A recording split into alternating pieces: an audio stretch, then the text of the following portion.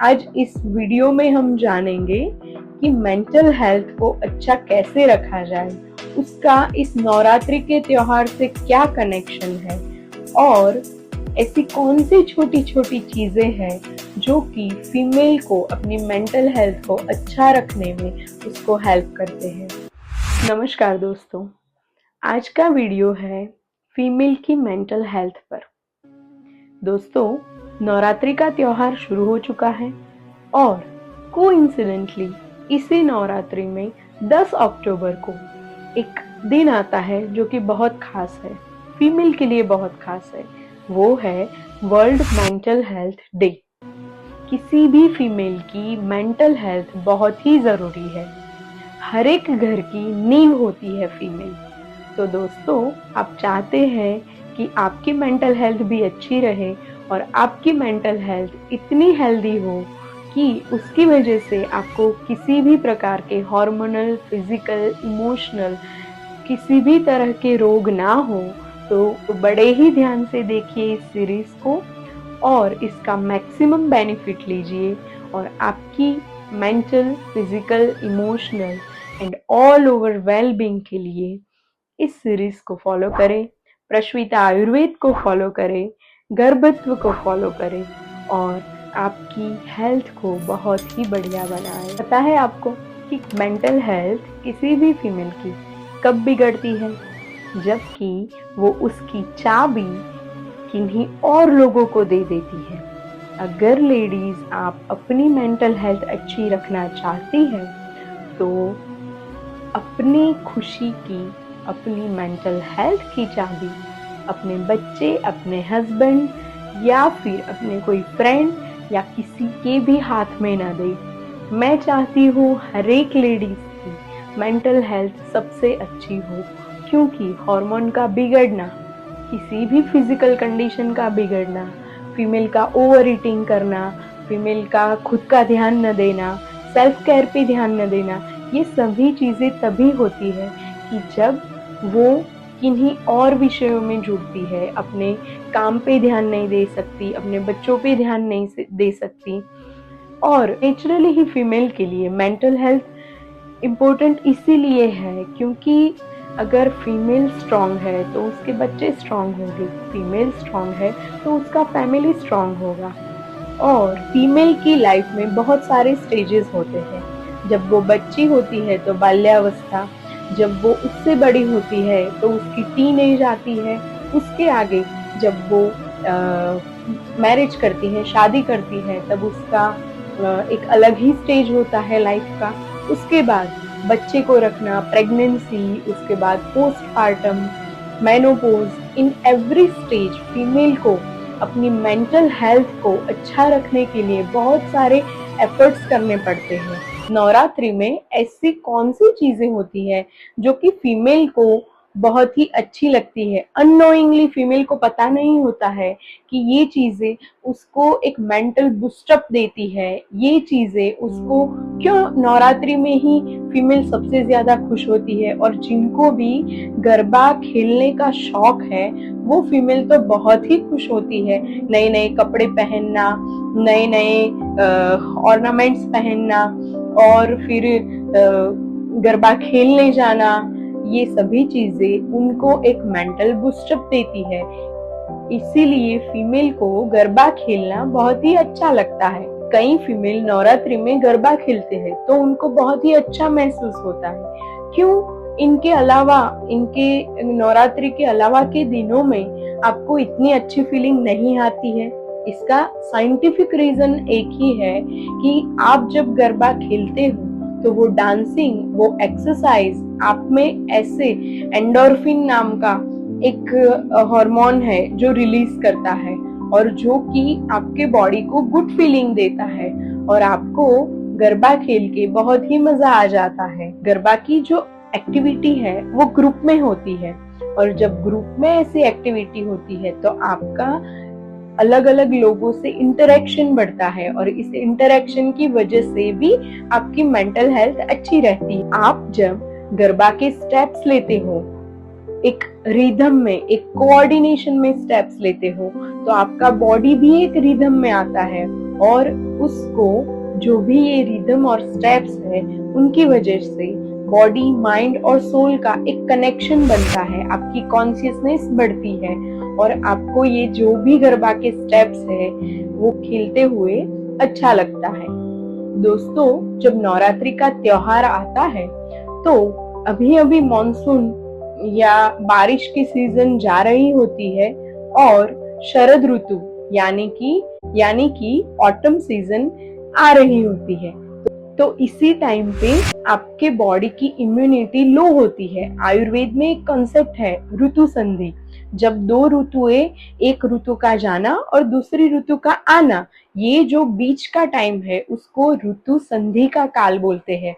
और इस टाइम पे हर एक इंसान की इम्यूनिटी या फिर बॉडी थोड़ा लो फील करती है, क्योंकि उसके बॉडी को ये जो नई सीजन होती है उसको अडेप्ट करना होता है। तो ऐसे टाइम पे नवरात्रि का त्योहार में आता है और इस टाइम पे अगर आप फिजिकल एक्टिविटी करते हो तो आपके बॉडी की इम्यूनिटी बढ़ाने में, आपके बॉडी का अग्नि बढ़ाने में भी ये आपको हेल्प करता है। इसीलिए आपको नवरात्रि के सीजन में गरबा खेलना अच्छा फील करवाता है। फीमेल के लिए ये जो गरबा खेलना या dance one type of dance ही है ये, तो ये जो है वो उनको एक मेंटल हीलिंग भी देता है। आपको पता है, नवरात्रि का त्योहार आने के थोड़े दिन पहले ही या फिर उसी त्योहार में आप खुद का थोड़ा ध्यान रखने लगती है, सेल्फ केयर करते हो, तैयारियां करते हो नवरात्रि की, उपवास की या माताजी के आगमन की। तो ये जो सभी चीजें हैं वो आपको अपने खुद की सेल्फ से जोड़ते हैं। ये भी एक जरिया है कि अपनी सेल्फ से जुड़ना, सेल्फ केयर करना, वो भी आपके मेंटल हेल्थ को अच्छा रखने में हेल्प करते हैं। तो क्यों न सिर्फ इस नवरात्रि के त्योहार के दरमियान ही, पर पूरे सीजन, पूरे साल अपनी सेल्फ केयर कीजिए, जो कि आपकी मेंटल हेल्थ को अच्छा रखने में, मेंटेन रखने में आपको हेल्प करेगी। कई सारे लोग होते हैं जो कि नवरात्रि में अनुष्ठान करते हैं। तो दोस्तों, ये जो अनुष्ठान है वो वन टाइप ऑफ मंत्र चिकित्सा है और मंत्र चिकित्सा है वो काम करती है रिपीटेशन पे। आप जब भी उस मंत्र का रिपीटेशन करते हो तब आपका ध्यान खुद में खुद ही आपके ब्रीदिंग पे चला जाता है, आपके श्वासोच्छ्वास पे चला जाता है, जो कि आपको अपने बॉडी से जुड़ने का, अपनी कॉन्शियसनेस से जुड़ने का एक मौका मिलता है। और इसीलिए जब आप अनुष्ठान करते हो तो वन टाइप ऑफ मंत्र चिकित्सा, आयुर्वेद में भी मेंटल हेल्थ या फिर मानसिक रोगियों के लिए सत्वावजय चिकित्सा बोली है, यानी कि सत्व को बढ़ाना। उसमें एक चिकित्सा, मंत्र चिकित्सा भी दी गई है। तो अगर नवरात्रि में आप अनुष्ठान कर रहे हो तो इस अनुष्ठान से भी आपकी मेंटल हेल्थ बढ़ेगी। दोस्तों, मेंटल हेल्थ के लिए हम क्या खाते हैं, कैसा खाते हैं, वो भी इतना ही मैटर करता है। पर जब मैं इस वीडियोस में बात कर रही हूँ नवरात्रि के पर्सपेक्टिव को लेकर, आप कैसे अपनी मेंटल हेल्थ के लिए कुछ न कुछ नई नई चीजें सीखे, कुछ न कुछ ऐसा करें जो कि आपकी मेंटल हेल्थ को बढ़ाए, उसको आप पूरे साल फॉलो करें, जिससे कि आपकी मेंटल हेल्थ मेंटेन होने में आपको हेल्प मिले।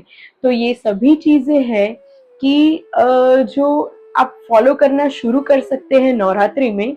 पर लेडीज, इसको आप कंटिन्यूअसली, रेगुलरली अपनी लाइफ में ऐड करें, अपनी दिनचर्या में ऐड करें। नवरात्रि में माँ दुर्गा आकर हमको कुछ ऐसा सिखा जाती है जो कि फीमेल की हेल्थ के लिए बहुत ही जरूरी है। वो है सेल्फ केयर करना, फिजिकल एक्टिविटी, डांसिंग, एक्सरसाइज करना, ग्रुप्स में कोई ना कोई एक्टिविटी करना, अलग अलग लोगों से मिलना, जिससे आपका नॉलेज बढ़ेगा, आपकी मेंटल हेल्थ अच्छी रहे। कई सारे लोग नवरात्रि के टाइम पे उपवास करते हैं और खासकर लेडीज को होता है कि वो बहुत ज्यादा उपवास करते हैं। तो ये जो उपवास है उनको आप एक सही तरीके से अगर करोगे तो ये नवरात्रि आपके लिए बहुत ही बेनिफिशियल होगी। कैसे? हम नवरात्रि के दरमियान कैसी गलतियां करते हैं जो कि आपको फायदा करने की जगह नुकसान करते हैं। नवरात्रि में आप उपवास कीजिए, पर इन उपवास के साथ पूरी रात जगना, पूरी रात गरबा खेलना आपके लिए बेनिफिशियल नहीं है, क्योंकि दिन में उपवास और रात को जगना ये आपके वायु दोष को बढ़ाएगा। ये जो ऋतु संधि का काल है, जैसे कि मैंने आगे के वीडियो में समझाया था कि मॉनसून का जाना और ऑटम सीजन यानी कि शरद ऋतु का आना, ये दोनों चीजों के बीच का जो टाइम है, जो ऋतु संधि का काल है, जिसमें आपको अपनी इम्यूनिटी या बॉडी जो लो फील कर रहा है उसको बढ़ाने के कुछ न कुछ उपाय करने चाहिए। और नवरात्रि का त्योहार ही ऐसा है कि हमारे कल्चर में ये चीजें हैं, उपवास करना, गरबा खेलना, ये सभी चीजें आपको हेल्प करेगी, आपको आपके अग्नि को बढ़ाने में। और यही जो सीजन है कि जिसमें कफ बढ़ेगा आपके बॉडी का। पर अगर ये जो उपवास है और ये जो गरबा खेलने की चीज है, ये सभी चीजें हैं कि कफ दोष को घटाएंगे और वायु दोष को बढ़ाएंगे, जिससे आपके बॉडी का एक बैलेंस बनेगा।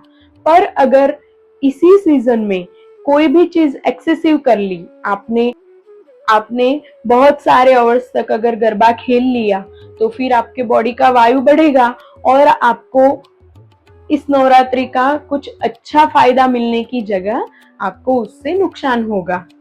अगर आप नवरात्रि के दरमियान जो उपवास करो, वो उपवास भी अगर ध्यान से नहीं करोगे, ये भी आपके बॉडी को फायदे की जगह नुकसान करेगा। अगर इस उपवास में आपने पैकेट फूड खाया, ज्यादा तली हुई चीजें खाई, तो फिर ये उपवास आपके काम के नहीं है। और अगर सही ढंग से उपवास किया, प्रॉपर आयुर्वेद में जो बोला है कि लंघन सिर्फ ऐसा नहीं है कि आपको उपवास यानी कि खाने से ही दूर रहना है। आयुर्वेद में बोला है अगर आप सही तरीके से लंघन करोगे तो आपको इन उपवास का फायदा मिलेगा। और ये लंघन या उपवास सही तरीके से कैसे किया जा सकता है, वो जानिए आप आगे के वीडियो में।